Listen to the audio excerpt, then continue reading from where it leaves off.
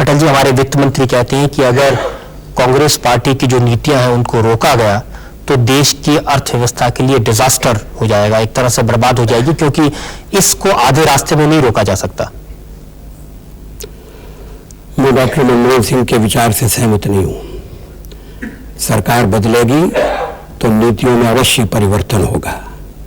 यह ठीक है कि जो अच्छी नीतियां हैं उनको जारी रखा जाएगा।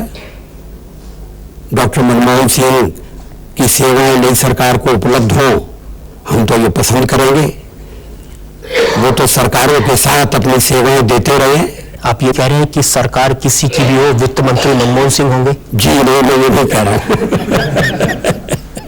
मैं ये कह रहा हूं कि वित्त मंत्री डॉक्टर मनमोहन सिंह की सेवाएं कोई भी सरकार, पहली सरकारें भी लेती रही और अगर आवश्यकता पड़ी तो नई सरकार भी ले सकती है। केवल सलाह, उन्हें वित्त मंत्री बनाने का प्रश्न पैदा नहीं होता।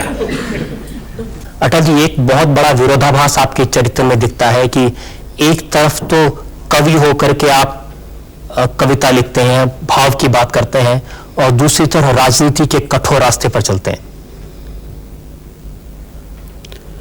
मैं इसे अंतर्विरोध नहीं मानता। बचपन से मैंने कविता लिखना आरंभ किया।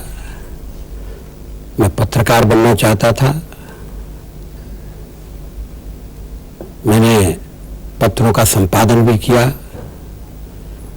लेकिन जब श्रीनगर के सरकारी अस्पताल में नजरबंदी की अवस्था में डॉक्टर श्यामा प्रसाद मुखर्जी का निधन हो गया तो उनके अधूरे कार्य को पूरा करने के लिए मैंने राजनीतिक क्षेत्र में कूदने का फैसला कर लिया।